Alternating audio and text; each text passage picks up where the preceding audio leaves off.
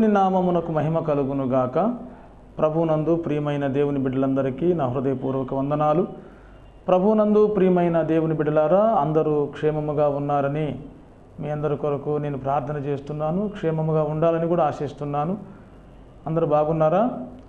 ప్రతి ఒక్కరూ కూడా ప్రేమపూర్వకంగా ఈ లేఖన స్వరం అనే కార్యక్రమానికి ఆహ్వానిస్తున్నాం. నేరుగా దేవుని వాక్యంలోకి వెళదాము. పరిశుద్ధ బైబిల్ గ్రంథములో నుండి ఇర్మియా గ్రంథము 6వ అధ్యాయము 16వ వచనాన్ని మొదటిగా చదువుకుందాం. యెహోవా ఈలాగు సెలవిచ్చుచున్నాడు, మార్గములలో నిలిచి చూడుడి, పురాతన మార్గములను గూర్చి విచారించుడి. మేలు కలుగు మార్గమేది అని అడుగు, అందులో నడుచుకొనుడి, అప్పుడు మీకు నెమ్మది కలుగును. ప్రభునందు ప్రియమైన దేవుని బిడ్డలారా, మార్గములలో నిలిచి చూడుడి, పురాతనమైన మార్గములను విచారించండి, మేలు కలిగే మార్గమేదో అడిగి తెలుసుకోండి అని చెబుతున్నాడు. ఇర్మియా ప్రవక్త ద్వారా దేవుడు మాట్లాడుతున్న మాట. ఎన్ని మార్గాలున్నా, పురాతనమైన మార్గాలు ఎన్ని ఉన్నా, మేలు కలిగే మార్గం మాత్రం ఒక్కటే. అందుకనే మేలు కలిగే మార్గం ఏది అని అడిగి తెలుసుకోనమని చెప్పాడు. మేలు కలిగించే మార్గములో నడిచినప్పుడే నెమ్మది కలుగుతుందని కూడా చెప్పాడు. ప్రియ సహోదరి సహోదరుడా, ఈనాడు మోక్షానికి వెళ్ళటానికి చాలా మార్గాలు ఉన్నాయని, ఏ మార్గం గుండా వెళ్ళినా పర్వాలేదని చాలామంది పండితులు చెబుతున్నారు. కానీ బైబిల్ చెబుతున్న విషయము, దేవుడు చెబుతున్న విషయం ఏంటంటే, ఎన్ని మార్గాలున్నా, పురాతనమైన మార్గాలు ఎన్ని ఉన్నా విచారించండి, వాటిని గూర్చి ఆలోచించండి, వాటిలో మేలు కలిగే మార్గం ఏదో అడిగి తెలుసుకోండి అని చెబుతున్నాడు దేవుడు. మేలు కలిగించే మార్గము అన్నాడు. అక్కడ మార్గములు అలా, మేలు కలిగించే మార్గములు అనే మాట లేదు అక్కడ. మేలు కలిగించే మార్గము అంటే ఒకటే ఆ మార్గం. ఆ మార్గాన్ని ఎలాగ తెలుసుకోవాలి అంటే, అడిగి తెలుసుకోండి, విచారించండి, ఆ మార్గమును గూర్చి ఆలోచించండి, పరీక్షించండి అని దేవుడు మాట్లాడుతున్నాడు. ఆ మేలు కలిగే మార్గాన్ని గూర్చి మనం బైబిల్లో పరిశీలన చేస్తే, యోహాను సువార్తలో 14వ అధ్యాయము 6వ వచనములో యేసు ప్రభువారు చెబుతారు. క్రొత్త నిబంధన గ్రంథము యోహాను సువార్త 14వ అధ్యాయం 6వ వచనం. యేసు, నేనే మార్గమును సత్యమును జీవమును, నా ద్వారానే తప్ప ఎవడును తండ్రి యొద్దకు రాడు అన్నాడు. యేసు ప్రభు చెబుతున్నాడు నేనే మార్గం అని. అనగా మేలు కలిగించే మార్గము యేసుక్రీస్తే. ఈ మాట చాలామందికి కొరుకుడు పడతల్లా, చాలామందికి అర్థం కావట్లేదు. ప్రభునందు ప్రియమైన దేవుని బిడ్డలారా, యేసు ప్రభును గూర్చి చాలా విషయాలు మెచ్చుకుంటారు. ఒక చెంప కొడితే ఒక చెంప ఇవ్వండి అని యేసు ప్రభు చెప్పాడు. ఆ విషయాన్ని చాలామంది మెచ్చుకుంటారు, హర్షిస్తారు. మంచి మాట చెప్పారు యేసు ప్రభు అని. నిన్ను వలె నీ పొరుగువాడిని ప్రేమించు అనే మాట. యేసు ప్రభు బోధల్లో చాలా విషయాలను గొప్పగా సంతోషపడుతూ చెప్పుకునే వాళ్ళు చాలామంది ఉన్నారు. కానీ నేనే మార్గము అంటే కొంతమందికి నచ్చట్లా. ఆయనే మార్గం ఏంటి, ఇంకా మార్గాలు లేవా అని చాలామంది విమర్శిస్తున్నారు. అవునండి, యేసు ప్రభు నేనే మార్గం అని చెబుతున్నాడు, నేను మాత్రమే మార్గం అని చెబుతున్నాడంటే ఆయన వాస్తవం చెబుతున్నాడు. దానికి ఆధారాలు బైబిల్లో ఉంది. యేసు ప్రభు ఎందుకు నేనే మార్గం అని చెప్పాడంటే, అంతేకాకుండా యేసు ప్రభు శిష్యులు కూడా, అపోస్తల కార్యాల గ్రంథములో యేసు ప్రభు శిష్యులు కూడా అంటారు. పేతురు ప్రసంగం చేస్తూ అపోస్తల కార్యాలు 4:12, మరి ఎవని వలనను రక్షణ కలుగదు, ఈ నామముననే మనము రక్షణ పొందవలెను గాని ఆకాశము క్రింద మనుష్యులలో ఇయ్యబడిన మరి ఏ నామమున రక్షణ పొందలేము అనేను. ఏ నామమున రక్షణ లేదు, యేసు నామమునే రక్షణ ఉంది. ఆకాశము క్రింద ఇయ్యబడిన ఏ నామములో రక్షణ లేదు, ఒక యేసు నామములోనే రక్షణ ఉందని పేతుర్ని చంపేస్తాను, కొడతాను, హింసిస్తానని చెప్పిన పేతుర్ని బెదిరించినా సరే, ఆనాడు యేసు శిష్యుల్ని ఎంతమంది బెదిరించినా, చంపబోయినా, శ్రమల పాలు చేసిన ఇదే సువార్త ప్రకటించారు. ఇంకా ఏ నామములో రక్షణ లేదు, ఒక యేసు నామముని రక్షణ. యేసు ప్రభు ఏమో నేనే మార్గము అంటాడు, నా ద్వారా తప్ప ఎవడు తండ్రి యొద్దకు రాడు అంటాడు. యేసే మార్గము, యేసే రక్షకుడు, యేసు నామములోనే రక్షణ ఉంది అని ఇంత ఘంటాపదంగా అందరికీ బాధ కలిగించే మాట కావచ్చు ప్రియమైన దేవుని బిడ్డలారా. ఆయన ఇంత ఖచ్చితంగా లేఖనాలు ఎందుకు చెబుతున్నాయంటే, యేసు ప్రభువారు ఎందుకు రక్షకుడు అయ్యాడు, యేసు ప్రభువారు ఎందుకు మోక్ష మార్గం అయ్యాడంటే ప్రియమైన దేవుని బిడ్డలారా, 1 తిమోతి పత్రిక 2వ అధ్యాయము 5వ వచనములో, దేవుడొక్కడే, దేవునికిని నరులకును మధ్యవర్తియు ఒక్కడే, ఆయన క్రీస్తేసును నరుడు, ఈయన అందరి కొరకు విమోచన క్రయధనముగా తన్ను తానే సమర్పించుకున్నాడనే మాట కనపడుతుంది. దేవుడొక్కడే, దేవునికి నరులకు మధ్యవర్తి ఒక్కడే. ఆ మధ్యవర్తి యేసుక్రీస్తు. యేసుక్రీస్తు ఏం చేస్తున్నాడు అంటే, దేవుడేమో పరిశుద్ధుడు, మానవులేమో పాపులు. పాపులైన మానవులకు పరిశుద్ధుడైన దేవునికి సమాధానము లేదు. మానవ జాతికి దేవునికి మధ్యలో వివాదం ఉంది, శత్రుత్వం ఉంది. దేవునికి వ్యతిరేకంగా మానవ జాతి తిరుగుబాటు చేస్తుంది. ఏ భేదము లేదు, అందరూ పాపము చేసి దేవుడను గ్రహించు మహిమను పొందలేకపోతున్నారనే మాట. అందరిలో పాపం ఉంది కాబట్టి పాపం చేసేవాడు జన్మకర్మ పాపి పరిశుద్ధుడైన దేవునికి లోబడడు, దేవుని మీద తిరుగుబాటు చేస్తాడు. కనుక అందరూ పాపములో ఉండి అందరూ అలాగే ఉండి చనిపోతే నరకానికి పోతారు. కనుక నరకానికి వెళ్ళటం దేవుడికి ఇష్టము లేక దేవునిలో నుండి ఒక అంశ యేసు ప్రభువారు బయటికి వచ్చాడు. దేవునిలో ఒక భాగం అన్నమాట. ఆ భాగానికి కుమారుడు అనే పేరు పెట్టాడు. అది బిరుదు నామం.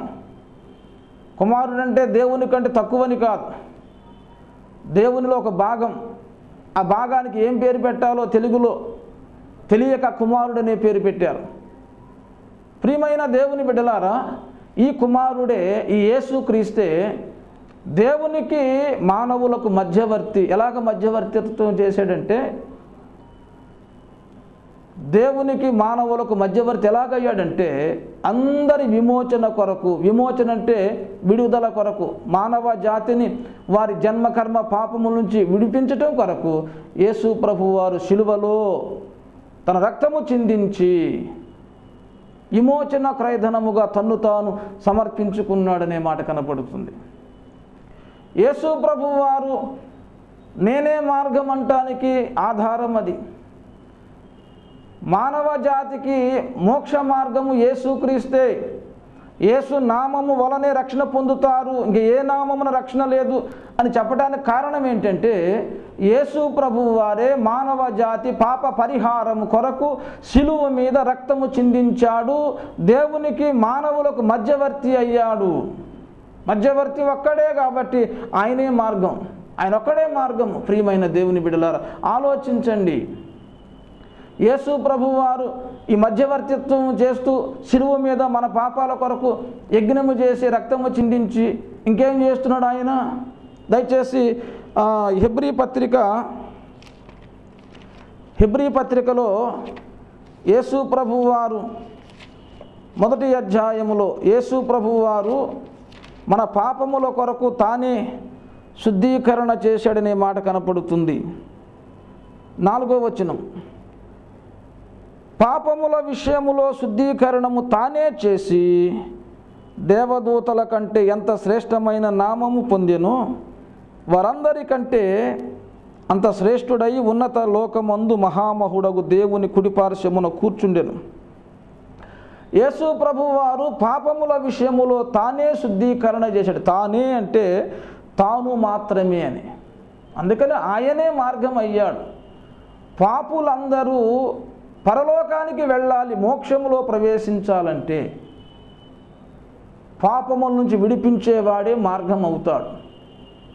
కనుక మానవ జాతి పాప పరిహారం కొరక యేసయ్య శిలువలో తన రక్తమును చిందించి ప్రాణాన్ని ధారపోశాడు. కనుక ఆయన మార్గం అని చెప్పుకుంటానికి సరిపోతాడు. నేనే మార్గం అన్నాడు. పాపులను పాపము నుంచి విడిపించడానికి ఎవరు శిలువ యజ్ఞం చేశారు? ఎందరో మహానుభావులు మనకున్నారు. వారందరికీ వందనాలు చెప్పొచ్చు, మంచిదే. కానీ ఎందరో అవతార పురుషులు ఉన్నారు, మంచిదే. కానీ ప్రభునందు ప్రియమైన దేవుని బిడలారా, అవతార పురుషులు, మహానుభావులు మానవ జాతి పాపముల కొరకు వాళ్ళని విడిపించడం కోసం రక్తం చిందించారా అంటే ఎవరు ఆ పని చేయలే. యేసు ప్రభు రక్తం చిందించాడు, మధ్యవర్తిగా ఈ లోకములోకి వచ్చి మానవ జాతి పాపాలను తీసివేసేందుకు రక్తం చిందించాడు. కనుక పాపముల విషయములో తానే శుద్ధీకరణ చేశాడనే మాట మనం చూస్తున్నాం. యేసు ప్రభు రక్తము ద్వారా పాపాలు తొలగిపోతాయనే మాట కూడా ఉంది బైబిల్లో. 1 యోహాను పత్రిక 1వ అధ్యాయము 7వ వచనాన్ని చదువుతాను. అప్పుడు ఆయన కుమారుడైన యేసు రక్తము ప్రతి పాపము నుండి మనలను పవిత్రులుగా చేయునన్నాడు. యేసు రక్తమే ప్రతి పాపము నుండి మనల్ని పవిత్రులుగా చేసేది. మనుషులందరూ పాపులే. మన భారతదేశ పురాణాలలో, పుణ్యగ్రంథాలలో మనుషులు పాపులనే మాటలే ఉంటాయి.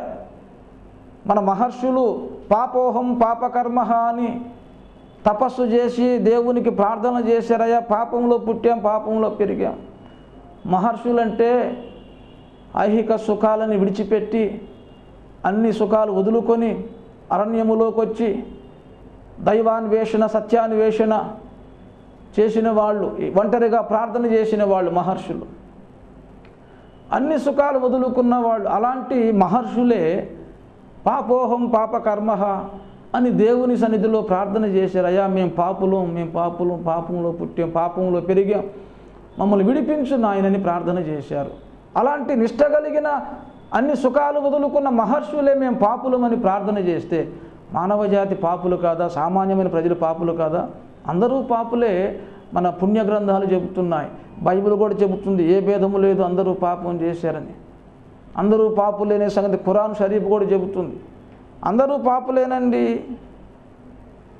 అందరూ పాపాలను, ప్రతి పాపము నుండి క్రీస్తు రక్తమే మనల్ని పరిశుద్ధులుగా చేస్తుందనే మాట పరిశుద్ధ లేఖనం తెలియజేస్తుంది. ప్రతి పాపము నుండి, అది ఎలాంటి పాపమైనా సరే యేసు రక్తము ద్వారా పరిహారం కలుగుతుంది.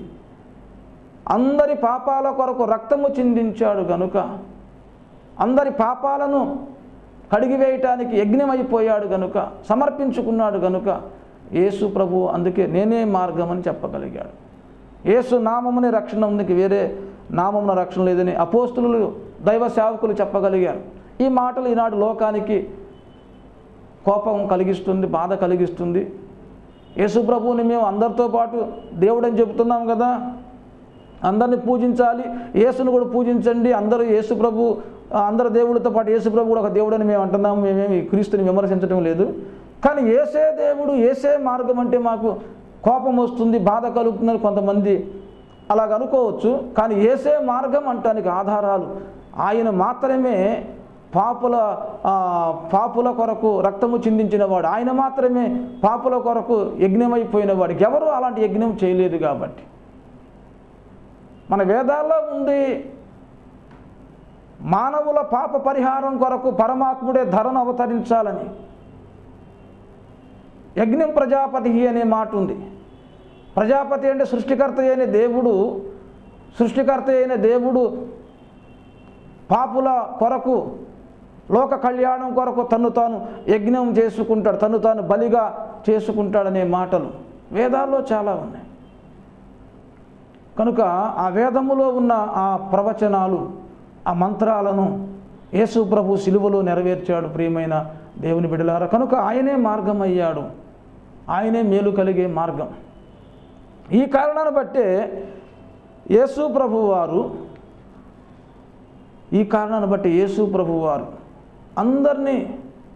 అందరి కోసం మరణించాడు, అందరి కోసం రక్తం చిందించాడు. కాబట్టి ప్రయాసపడి భారము మోసుకొనుచున్న సమస్త జనులారా మీరు నా యొద్దకు రండి అని అందరిని పిలవగలిగాడు. దయచేసి కొన్ని లేఖనాలు మనం చూద్దాం. రోమాపత్రిక 3వ అధ్యాయము 29వ వచనములో చాలామంది అనుకుంటారు, ఈయన అమెరికా దేవుడు, లేకపోతే ఇస్రాయేల్ దేవుడు, మనకు దేవుడు ఎందుకు అవుతాడని చాలామంది విమర్శిస్తున్నారు. రోమపత్రిక 3:29 చదువుతాను. దేవుడు యూదులకు మాత్రమే దేవుడా, అన్యజనులకు దేవుడు కాడా? అవును, అన్యజనులకును దేవుడే.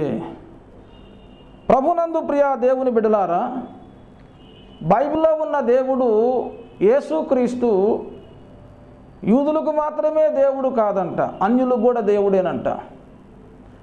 అందరికీ దేవుడే కాబట్టి అందరికి మేలు కలిగే మార్గం ఏదో అందరికీ ఆయన తెలియపరిచే ఉంటాడు. ఆయన అందరికీ దేవుడు కాబట్టి అందరిలో ఉన్న పాపాలను తొలగించే ఆ చట్టం ఏంటో, మానవ జాతి పాపము నుండి విడుదల పొందటానికి ఏది అవసరమో ఆ అవసరమైన విషయాన్ని అందరికీ బయలుపరిచే ఉంటాడండి. మానవులు పాపము నుంచి విడుదల పొందటమే రక్షణ పొందుకోవటం. అలా రక్షణ పొందుకున్నవాడు మోక్షములో ప్రవేశిస్తాడు. మానవుడు నరకములోకి వెళ్ళి నిత్యనాశనం కాకుండా ఉండటం కొరకు దేవుడు అందరికీ ఈ రక్షణ మార్గమును గూర్చి, పాపము నుండి విడుదల పొందే దాని గురించి దేవుడు బయలుపరిచే ఉంటాడు అని నేను చెబుతున్నాను లేఖనాన్ని బట్టి. ఎందుకంటే ఆయన అందరికీ దేవుడే కదా. దయచేసి అపోస్తల కార్యముల గ్రంథం 17వ అధ్యాయం కూడా చూస్తాం, చూడండి. 17వ అధ్యాయం 28వ వచనం. అటువలే మనం ఆయన సంతానమని మీ కవీశ్వరులో కొందరు చెప్పుచున్నారు అన్నాడు. మనము దేవుని సంతానం, ఆయన మనకు తండ్రి అనే మాట కనబడుతుంది. ఆయన మనకందరికీ దేవుడు, అంతేకాకుండా ఆయన మనకందరికీ తండ్రి అనే మాట. మలాకీ గ్రంథములో కూడా 2వ అధ్యాయం 10వ వచనములో మనకందరికీ తండ్రి ఒక్కడే కాడా, ఒక దేవుడే మనల్ని సృష్టింపలేదా, ఇలాగుండగా ఒకరి ఎడల ఒకరము ద్రోహము చేయుచు మన పితరులతో చేయబడిన నిబంధనను మనం ఎందుకు తృణీకరించుచున్నామన్నాడు. మనకందరికీ తండ్రి ఒక్కడే, మనందరం దేవుడు ఒక్కడే సృష్టించాడు. దేవుడే మనకందరికి తండ్రి, దేవుడు మనకందరికీ తండ్రి, మనందరూ సృష్టించిన దేవుడు కనుక ఆ దేవుడు అందరికీ రక్షణ గురించి, పాపము నుంచి విడుదల పొందే విషయాన్ని ఆ దేవుడు అందరికీ బయలుపరిచాడండి. ఎందుకో చెబుతా, గమనించండి. బైబిల్లో హెబ్రీ పత్రికలో 9వ అధ్యాయములో ఒక మాట ఉంది. ధర్మశాస్త్ర ప్రకారము రక్తము చిందింపకుండా పాపక్షమాపణ కలుగదని సామాన్యముగా చెప్పవచ్చుననే మాట ఉంది. కనుక ధర్మశాస్త్ర ప్రకారం దేవుడు ధర్మశాస్త్రంలో పొందుపరిచిన ఒక సత్యం, అనేక సత్యాలు ఇది ఒకటి అన్నమాట. అనేక సత్యాలు ఉన్నాయి, ఇది ఒకటి. ధర్మశాస్త్రములో ఉన్న ఒక సత్యం ఏంటంటే రక్తము చిందింపకుండా పాపక్షమాపణ కలుగదని సామాన్యముగా చెప్పవచ్చును అనే మాట.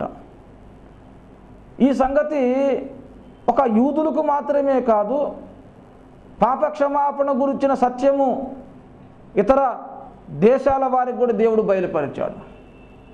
ఎందుకంటే ధర్మశాస్త్రం అనేది యూదుల దగ్గర మాత్రమే కాదు, అందరి హృదయాల్లో కూడా ఉందని చెబుతాడు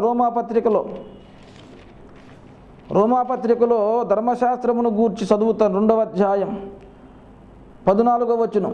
ధర్మశాస్త్రము లేని అన్యజనులు స్వాభావికముగా ధర్మశాస్త్ర సంబంధమైన క్రియలను చేసిన యెడల వారు ధర్మశాస్త్రము లేని వారైనను తమకు తామే ధర్మశాస్త్రమైనట్టున్నారు.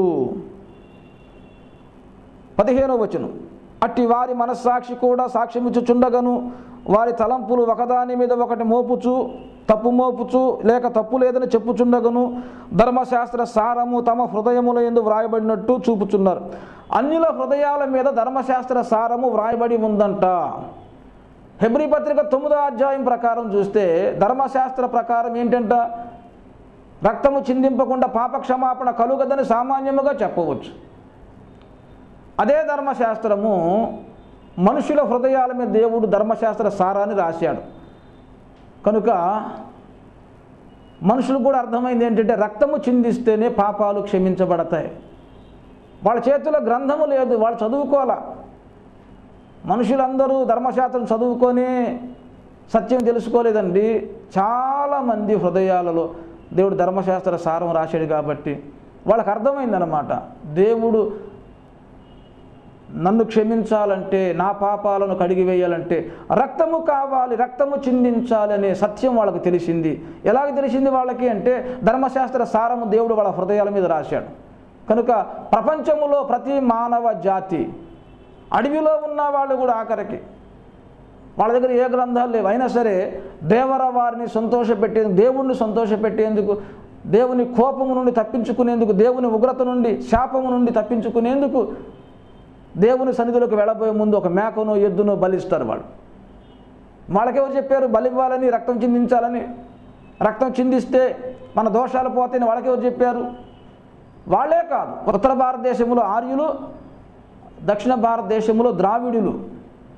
కనుక ఈ ద్రావిడులకి ఆర్యులకి అసలు ఒకప్పుడు పొత్తు లేదు. ఆర్యులు దేవుని సన్నిధిలో దేవుణ్ణి సంతోషపెట్టేందుకు, పాపాలు పోవటం కొరకు వాళ్ళు బలి కర్మకాండ జరిగించారు, బలు అర్పించారు.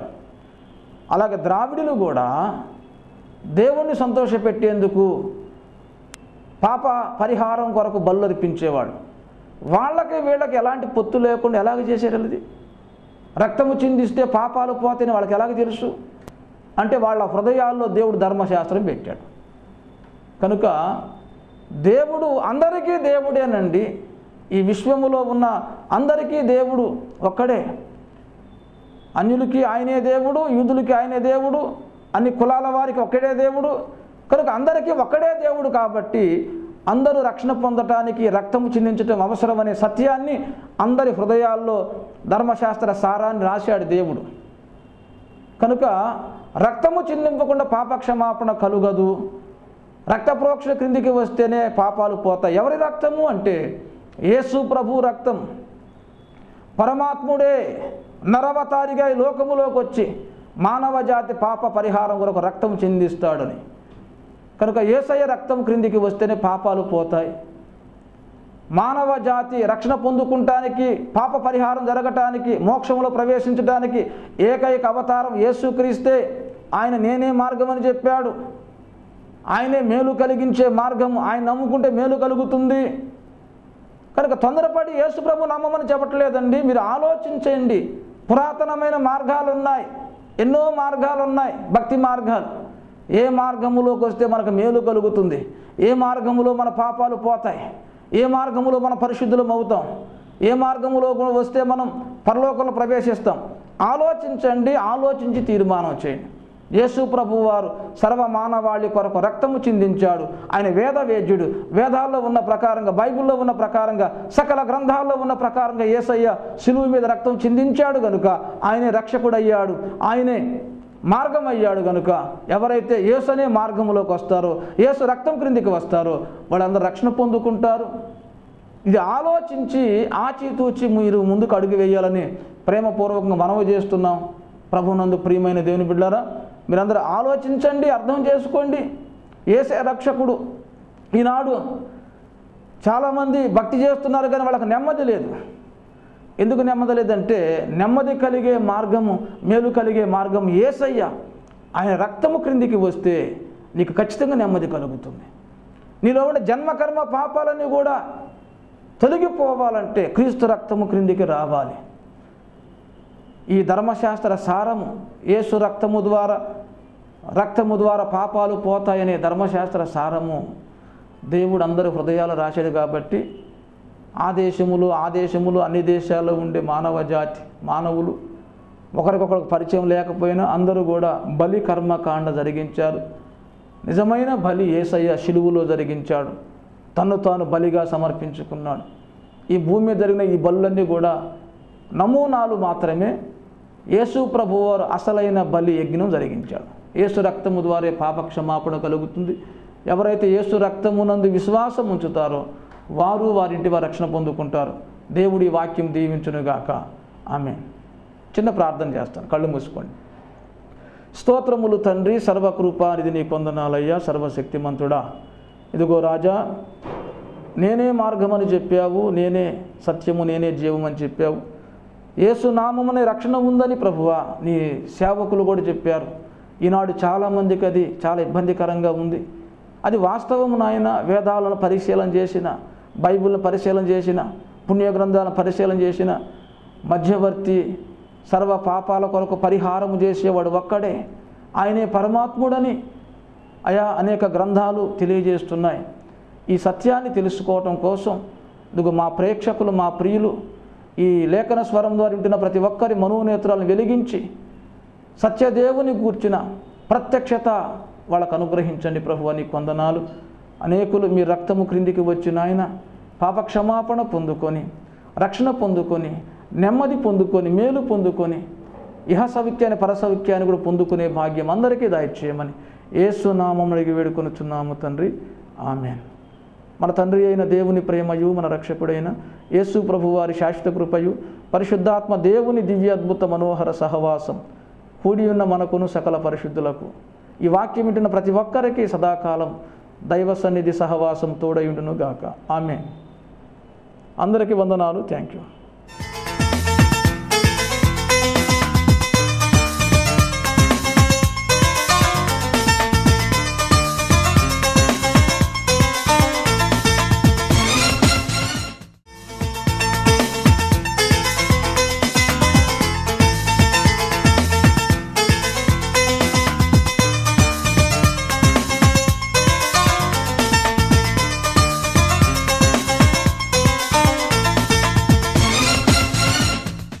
అనుదినము దేవుని వాక్యం జనులకు అందించును.